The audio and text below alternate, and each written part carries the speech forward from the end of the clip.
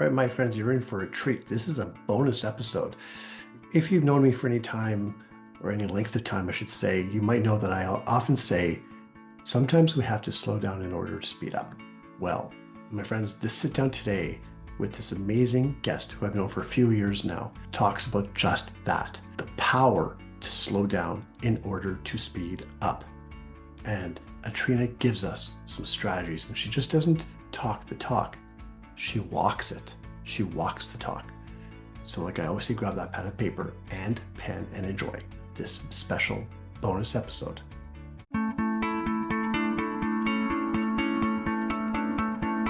Hi, I'm Marshall Stern, and I've spent over 35 years leading and growing multiple small businesses.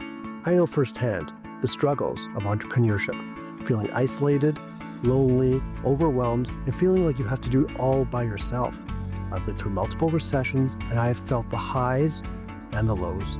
I've been there, and I get it. This podcast is here to change that. Every week, I will bring you straight talking advice, real-world strategies, and honest conversations about what it takes to succeed in business without the fluff, the gimmicks, or the sugarcoating. If you're ready to stop spinning your wheels and start making real progress, then you are in the right place.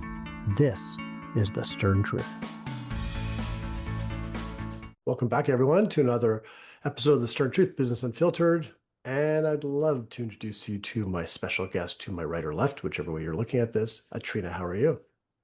I'm well, Marshall. Thanks for having me on. Yes, it has been a while, and I've been trying to get you on here. We're here.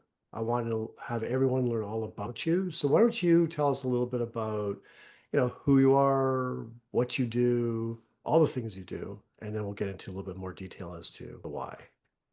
Yeah. So for the longest time, I was doing mortgages in Canada and about 14 years now. So I've been self-employed as a mortgage broker. And now I have an alter ego that came in, and now I'm also doing healing with it. And that kind of was, I'm sure we'll go and we'll talk about this as well, but I felt like there was something that was missing in my daily life, and I needed to tap into my own spirituality and a different way of providing service. So that's where the healing world came in. So, in addition to mortgages, I do bioenergy healing, and I work with women with women's embodiment, relationship, and coaching with them.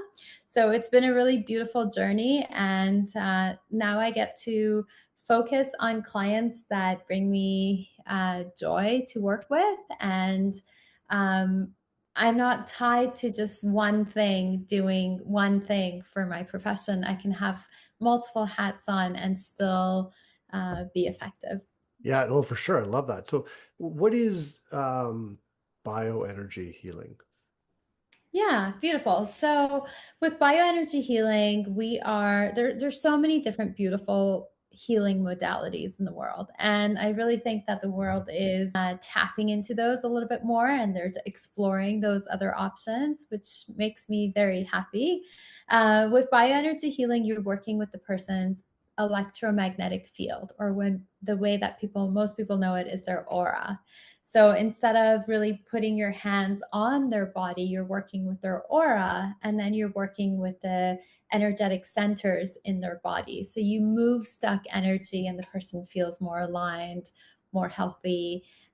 Because a lot of illnesses or diseases are essentially stuck energy, or there is there's emotions, stuck everything that's in your body. Okay. So what's the difference between that? So you said so you're not actually touching the person, it's Yeah. energy. So how's that? I've heard of like Reiki or Yeah. whatever. So how's Yeah. is that similar? Yeah. I think it's similar. I am not a Reiki practitioner, so I can't give you all the exact Okay. details. But I think, from my understanding, there's so many different energetic healing modalities, Mm. and Reiki seems to be similar. I believe Reiki, you are actually putting your hands maybe on their body, but you are working with the different chakras as well, with the different energetic centers.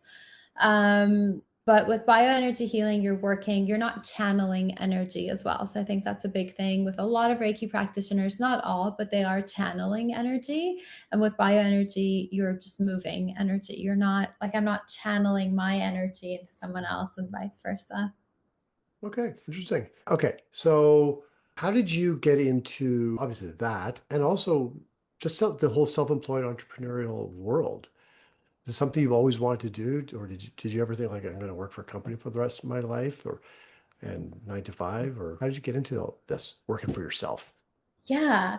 I think that was probably as wild as it sounds now. I think that was the dream before. I was like, I just want to have a 9 to 5 job. And then one thing led to another, and I was self employed. And I've been self employed for so long that I don't even remember how it feels to have a 9 to 5 job. Um, when I became a mortgage broker, I was working 9 to 5. I was working in HR, I was working in recruitment. So really all of my previous experience has just been service focused, whether I've been working for myself or for another company. And I was getting my own home. So I was going through that process and I was getting it on my own. So I was asking a lot of questions, doing a lot of research. And I remember multiple people at that time were like, you should consider this field. Like people that weren't related to each other. My sister, my realtor, and my mortgage broker, they all told me that I should consider it. I guess I just had a lot of curiosity, a lot of passion. And I did. And that was a long time ago. It was 14 years ago now.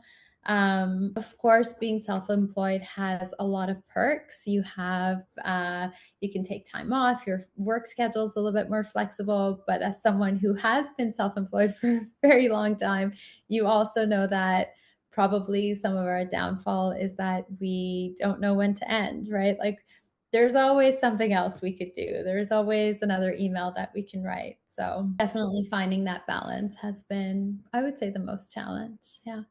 We talk about that a lot on the show. Do you believe in work-life balance? Yeah, I think it's important. I don't think we are here on this earth just to be working, right? Like, I think working will give us fulfillment, it'll give us money, it'll give us a purpose, but I definitely don't think that life should be all work.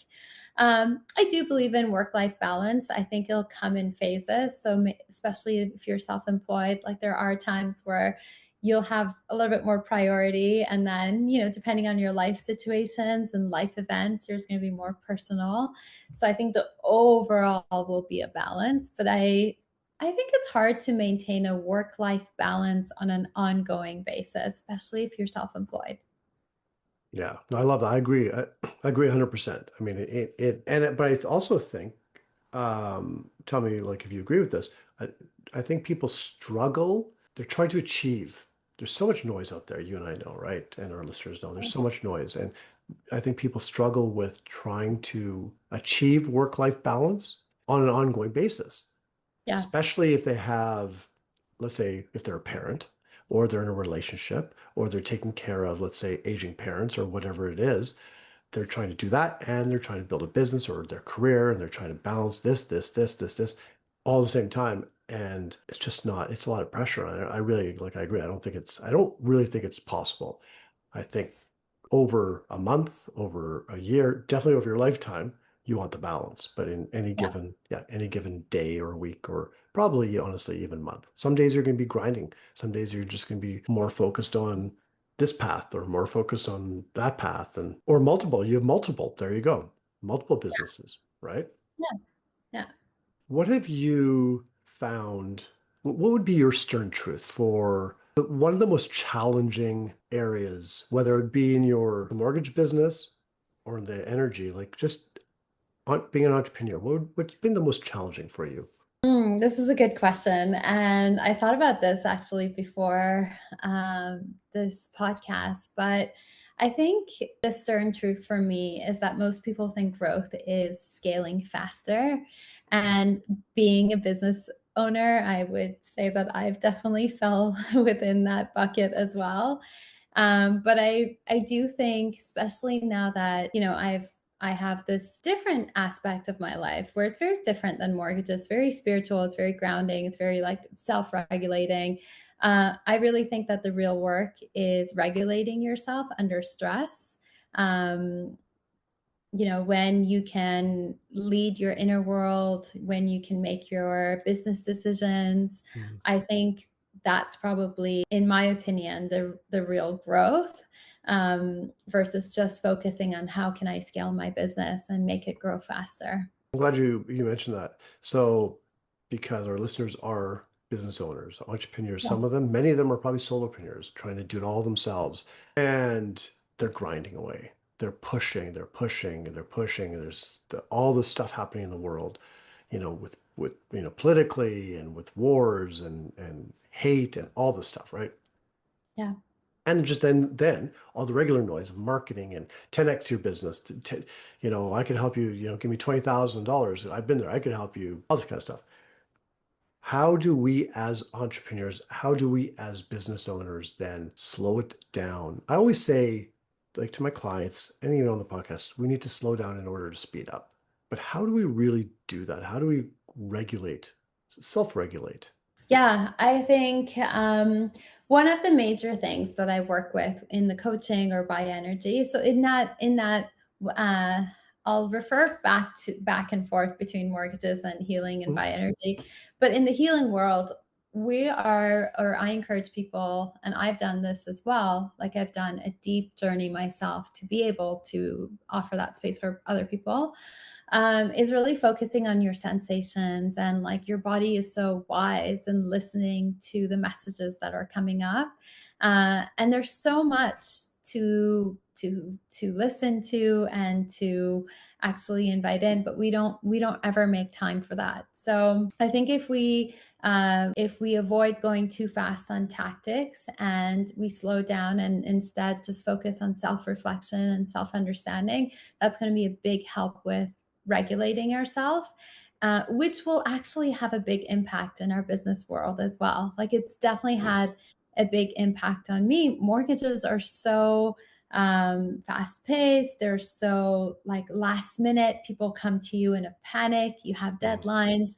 You have to get financing before a certain date. There are different moving parts that are happening, and usually when I am in that field, it's we take on that stress, like, especially when the no subject offers were a thing. Like people were just going in and they're making all these offers, and it was like, okay, great, like you have to make sure we get financing because we don't have subjects. So all this stress would fall on, and I didn't realize that I wasn't self-regulating at that time. So I would, like, a couple times I broke out in hives, and I'd Mm. just be shorter tempered in my personal life. I definitely noticed that as well. And now that I'm focusing a little bit more of what's going on internally with me, I mean, the clients are still the same. They're all kinds of different clients. The situation hasn't changed, but the way that I'm responding to it is a little bit different. And sure, that's not going to work with every client. Maybe they want a response right away, but I found that making those shifts, I've actually been attracting clients that are more respectful of my time, Mm. more organized with their documents, more aligned with how I'm presenting myself as well. So it's definitely made a shift in like from the woo woo world to the mortgage world or the Yeah. business world. I definitely see the shift with that as well. Okay, so you use the word woo-woo, so I'm going to go there for a moment because a lot Yeah. of a lot of people, a lot of business owners are going to watch this, and they're Yeah. going to say, "Yeah, energy healing, healing, woo-woo." Like, how do we get over that? Yeah. Like, And I think that's so normal. Anything that you have, any certain thing, any one thing that you've done a certain way for a period of long time, that's going to be your norm, right? mm, Anything new, it's going to dysregulate your nervous system. So you're always going to have different opinions, different words for different things that may be just as effective. But your nervous system, your ego is like, no, we're going to call this woo woo and just shut it down. So I think that's normal, just because you're not used to it, your body's not used to it. But um I think just pausing before we are reacting, it just helps us mm. become less overwhelmed. But then again, woo woo has become a lot more acceptable in mainstream media and businesses and corporations. I work with corporations with bioenergy healing, so it's Mm, it's something that is definitely expanding, and a lot of different departments of science are going and proving certain woo woos all around. So if you're very scientific and you want to know facts and data, you can look for that as well. And a lot of things that have been around for thousands of years are being proven scientifically. So maybe that's mm. what your brain needs to kind of relax into it. But yeah, definitely pausing before reacting to lessen the overwhelm. So I'm going to assume the corporate world doesn't call it woo woo. They probably call it like wellness or something to do, They do right? call it wellness, yeah. Yeah, Because you're okay, staff, we're going to introduce this new woo woo package. Yeah. yeah, And we all know wellness, like especially since the pandemic, right? Since yeah, 2020, probably even well before then, but definitely since the pandemic, wellness, mental health has become much more on the forefront. yeah, And okay, so okay, let's pretend for a second. I've never done this I don't think I've ever done this on the podcast. Let's say, yeah, I'm one of my listeners, okay? yeah. I'm uh I'm pushing hard, trying to get clients all the time. I could be a mortgage broker, could be a coach, could be digital marketer, bookkeeper, whatever, landscaper, trying to get clients. And I'm just pushing, I'm pushing, I'm putting myself out there, and bills are racking up, and I'm just finding myself, I have two, let's say I have two young kids and short temper with them because I'm not sleeping well, I'm stressed about money. So I'm not thinking clearly, and I'm not really taking the right action steps because I don't realize that necessarily. Okay. But Mhm. because I'm so stressed out, okay, so I'm coming from a place of scarcity and desperate and what have you. What would you suggest to me? Yeah, that's a really good question. And I don't remember who said this, but it's someone in this field. And basically, they say, oh, I really need to meditate, but what if I don't have time? And the answer is, well, then you need to meditate for double the amount of time, right? Like you need to really make that space because it is affecting all areas of your life. It's Mm, affecting that scarcity, it's affecting your relationship with your kids, probably your spouse. And then the way that you're attracting new clients is very much like, similar to what it would be if you were doing that in a relationship, but like, love me, choose me. And people are like, oh, no, thank you. Right. Like they're mm, kind of going away. So it's really having an effect. But when you take the time to pause and you kind of just notice what is going on within you, like in the coaching world, for example, I would ask you what your actual goal is, what your desire is, and then we do a little bit of somatic healing, whereas I ask you to focus on the sensations in your body and the messages that are coming up for you. And a lot of times, for a lot of people, those are like shame or not deserving of this success. So, like, once you actually get to the bottom of it, you'll see that a lot of times, maybe in your situation, the entrepreneur that's running around, maybe he doesn't feel like he deserves that new mm, client,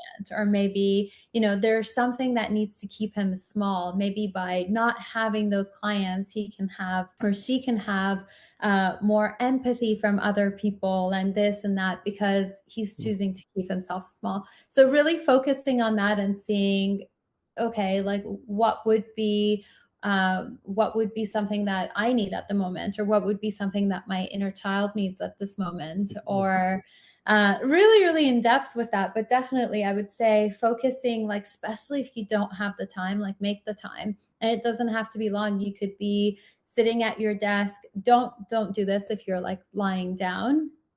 I feel like that takes away from the powerful impact of the meditation, because sometimes your body just falls asleep. But like, make the time, be intentional with it. Sit somewhere, sit on a cushion, sit on a couch, and just close your eyes and breathe and focus on the sensations with your body, and just help your nervous system calm down a little bit before rage respond to the mm. email that came in that just triggered you as well. Yeah. Okay, so I have to meditate differently now. So I end up laying down. I know you're supposed to say I end up laying down and then I end up falling asleep. You're right, Yeah. 100%. Yeah. Um, okay. What I'm gonna go here. 2026. It's hard to believe, like we're well into 2026 now. Yeah. What do you see for yourself in the next couple of years for your businesses and for yourself? Yeah. I love these questions because I love to daydream, and daydreaming goes so much further than just daydreaming. You're creating new neural circuits in your brain, and you're letting your body know it's safe for you to feel and be in that experience. So I really love these. But what do I see for myself in the next few years? I definitely see myself having both businesses. I do work with a team of underwriters, so they help me with packaging and working with clients. And I see myself growing my coaching business and energy healing. Everything is remote, so I can do that from anywhere, which is wonderful. And I get to just see myself working with clients that are more aligned, um, spending my time more efficiently with people that want to be working with me instead Mm, of, like in your situations, being frantic and trying to get business from anywhere that is coming, because not everybody's going to be aligned, and that's totally fine. But if they are, it just makes the process so much more enjoyable. mhm. um, I actually have a beautiful goal of working 20 hours a week. So that's my goal. And I do see myself getting there within the next 2 years. Just having the right systems and processes set up. And yeah, I mean, I'd love to have a family. I'd love to feel more settled. So all of those are Right. beautiful manifestations that I'm bringing about. Yeah. Okay, so I want to talk about manifestations for a moment Yeah. because it's nice to have the vision, the desire, the clarity over that, the manifestations. Then it comes to, and I know you're a person of action, so this is more really for our listeners because I don't know if you remember The Secret when The Secret Yes. came out, and it was Yeah. like speaking of woo woo, it was very woo woo, Yeah. right? And there was a lot of truth to it, a lot of attraction, and a lot about energy and what you put into the universe, all that. But a lot of people took it because people are lazy generally. They want the shortcut, the easy way, and they just thought, okay, I buy the CD or I watch the program, sit at the edge of my curb, and I could just close my eyes, I could just manifest, big house, lots of kids, Mercedes and all this kind of stuff, and all this money coming in, and they don't do anything about it. Why Yeah. isn't it happening? Open their eyes and, 10 years later, it hasn't happened. Or a vision board, right? Same thing. Um, this goes more to, I guess, what do you think, in your opinion? And I know that I'm putting you on the spot here. What do you think holds people back from maybe they manifest something or they have a vision? What do you think holds so many people back from actually achieving their dreams of what they want? I think like anything, it gets tough or they get an obstacle, and they lose momentum. And if they lose momentum, they think they've lost meaning. So it's, two different things. Just Mm, because you're losing momentum doesn't mean the anchor of why you started it is gone. So really going back to that original thing, like, why do I want a 20-hour work week? Okay, I want a 20-hour work week because I want to take care of myself. I want to take care of like my family, my loved ones, my body. Have all these like hobbies that like fill me up with joy, because when I am a joyful person, I'm a better person to be around and all that stuff. Like really having my anchor. Um, yeah, I think that having that purpose is makes the ups and downs, they feel a little bit more like growth instead of failure, because you have that deep purpose. And I mean, that's similar to anything like yoga or breath work. mm, Yoga without intention is just doing weird wonky movements, but when you have an intention, when you have your breath work, now it's yoga, now it's meditative, now it's good for your health. Breath work, the same thing, eating intentionally. So really just focusing on the purpose instead of the momentum would be my answer for that. okay, no, perfect. Speaking of, just a side note here, not a side note, Tai Chi. Yeah. Okay, so I must have clicked on something once, so now all throughout my Instagram especially and Facebook too, I'm getting all these ads for like I'll get it now too. You'll get it now because I said Tai Chi. All these guys, you're a 50 whatever old man, and or my father's 50 whatever old man, and he doesn't work out. He hasn't worked out in the last 6 years, and he's got like the six pack because of Tai Chi. Tai Chi's done transformed him from this like massively overweight guy doing Tai Chi for what is it, like 5 minutes a day. I tried Tai Chi about 25 years ago because it's a big Yeah, thing in Vancouver, right? And I did it for like 5 minutes. And I started laughing just because it was so. I understand the value of it, but it was when you mentioned that it's like okay because it's so slow, and then you walk to any park in Vancouver, it's you just see a whole bunch of like 50, 60, 70-year-old men and yeah, women just doing the slow movements, and it's like, but I know there's a meaning behind it and a purpose and the value of it, but it's absolutely. hard to slow down. Yes, and that's the thing. It's so hard to slow down because you could be doing Tai Chi, but then your mind's like, oh, Marshall, you should have just gone on the Step Master and you would burn more calories and this and that. And again, that's like going into our fast paced culture, but slowing down is so much harder than go, go, go. Like if Mhm. you do Tai Chi or yoga, if you've ever had to hold a pose, for more than 10 seconds, you'll know like you start shaking and you have to focus on your breath and everything, but it's really Yeah. anchoring you back. Yeah, that whole meditation and everything as well. It would definitely, Tai Chi would be great for the entrepreneur you mentioned earlier. I'll pass on that, but thank you. I tried yoga. I did yoga Yeah. when I was younger a couple times, but then I did yoga like probably was actually around the pandemic, so maybe just before. And the problem was, so this is just a piece of advice for anybody doing yoga, like in a yoga studio. Pick a yoga studio that actually has washrooms. So I really had to go to the bathroom, but there was no washroom in that yoga studio. And when you're trying to hold your pose and you have to go to the bathroom, you have like 45 minutes to go. Not the most comfortable thing. No, no, that'd be awful. I know Yeah. it's too much information, but like talking about my what we talked about my dog earlier. Also, don't feed your dog bran muffins, okay? Tip. Yep. That's the stern truth, Atrina. Okay, before we go, I want a couple things. Tell me the dark side of having this freedom, of being remote, of being in any city and any this, and you could do whatever. What's the dark side of that? Um, yeah, that's such a good question because in the past couple of years, I've gone to meditation retreats where like they've taken your phone away or like you have no contact with the world. And I thought to myself, wow, I haven't had this for so long. Like, I haven't not had my phone because even on vacation, like I'll still check emails and stuff. So I think the dark side is that initial balance that we're talking about, like the Mhm, work life balance. I think it becomes very, very challenging, especially if you're self employed, especially if you're, the person that either you're solo or you're responsible to feed your family and take care of them. I think there's a lot of pressure on that. And I think the other dark side, and I'm uncertain if this applies to people that are working in their 9 to 5 jobs and in their salary jobs, but I believe one of the dark side is that imposter syndrome. Like it mhm, happens all the time. It happens with mortgages, with coaching. And I mean, coaching, it's fairly new for me. Bioenergy healing, it's been a few years. Mortgages, it's 14 now. Even if I have had success in it, I'll say, "Okay, well, I just got lucky."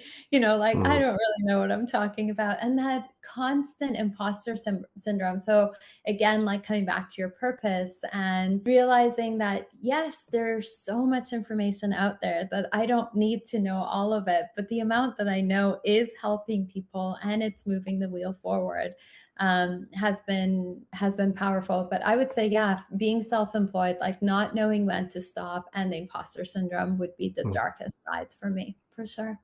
okay, interesting. Okay. All right. Final question. Yes. My late father used to say, gold nuggets. When you see a speaker, back then, listen to cassette tape or Yeah. whatever, if you could just read a book, one golden nugget, it's worth your time. Now, you've given a lot here. One more. What would be just one takeaway, one gold nugget for our listeners? There's something that I saw on Instagram lately, and she said it so perfectly. I think she meant it for more about relationships, but really it applies to all aspects of life. And I don't know if Oh, this is my golden nugget, but this is what's coming on to mind right now. And she said, be the Like, don't be the chill girl, be the clear girl. Because when you're clear, you're setting your boundaries. And if people don't like it, they'll leave. But if you're chill, you're just kind of getting walked Mm, over. And I really feel like that can apply to any kind of situation. It can apply in your romantic life, it can apply in your working life. And now I feel, since I've done the work with the spirituality, and I mean the work is not one and done. It's mm, ongoing for the rest of my life. But since I've started that journey, I can have more set boundaries and clear conversations with mortgage clients, especially, people come to me, they're like, "Oh, can you just like help me shop the rate?" And I tell them, I say, "Well, what, like, do you want me to just waste my time, or, in a nice mhm, way?" But I set that expectation of, well, what would be the benefit for me? And people get it. People are like, "Oh, yeah, sorry, I didn't realize that's what I was asking." But mm, I think that's so great in any business because I'm setting clarity and boundaries. And if they don't like it, they might not like it. Um, it'll save us both time at the very beginning because I don't have to work on their file or on their um, healing journeys. It's different because it's like clients will pay to have you as their bioenergy yes. healer or coach. But with mortgages, you're doing the work up front in hopes that you get their business.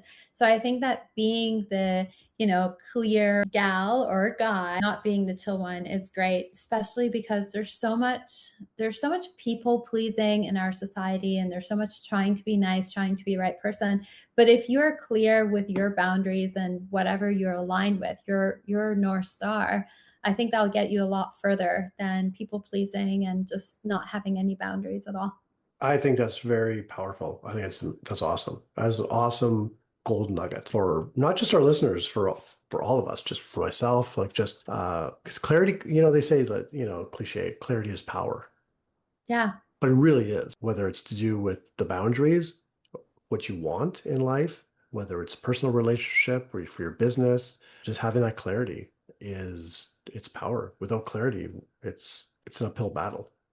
yeah, And not only will other people, you talked about like people walking all over you, not only will other people break those boundaries and walk all over you, but you will walk over all over yourself. absolutely. Yeah. So that's perfect. Yeah. Okay. So if people want to get in touch with you and check out this woo-woo stuff, Ooh. woo-woo, Yes. we'll put the stuff in the show notes, but what's the best way to reach out? Yeah, absolutely. So for all the spiritual, amazing, magical stuff, they can go to atrinaK.com. So that's ATRINAK.com. They'll have Okay. all the information about both bioenergy healing and women's embodiment coaching there. And then for anything mortgage related, it's mortgagebyatrina.com. So woo Atrina is the first one, mortgage. Okay, perfect. Yeah, you got it. That's all. Exactly. That's awesome. Thank you so much for taking your time to be with us today. My pleasure. This was fun. No, this was amazing. Thank you so much. And for the rest of you, like I always say, I want to hear your feedback, your comments. Do you think this is woo woo? Do you think it's like a bunch of, or do you think it might have a place for yourself in your life, whatever it might look like for you? I think the whole idea, Trina, really, because it's going to be different for everyone, but just slow down in order to speed up. Absolutely. Yeah. How we do that, it's going to be different from person to person, but it's not, I can't remember how you put it earlier, but it's the fast life where like everything's go, go, go. It doesn't have to be that way. So if we could just slow down, get the clarity and all that. Yeah, and check out Woo Woo Trina. It's hard to say Woo Woo Trina and Mortgage Trina. And just, yeah, leave us a 5-star Google review. Sorry, Google. You could do that too, actually. 5-star Google review, 5-star podcast review, because the more people who watch this podcast or listen to this podcast will see this episode and they will get value out of it. So thank you, Trina. And thank you to all of you. And we'll see you again next week on another episode of the Stern Truth Business Unfiltered. Thank you so much for tuning in to The Stern Truth. If you found today's episode helpful, we would love to hear from you. Please like, share, and leave us a review. Also, if you'd like to be a guest in an upcoming episode or join us in one of our Momentum Accountability Group sessions, simply email me to marshall@marshallstern.com. That's marshallstern.net. And don't forget to hit the subscribe button so you never miss an episode. Until next time, keep pushing forward and leading with confidence.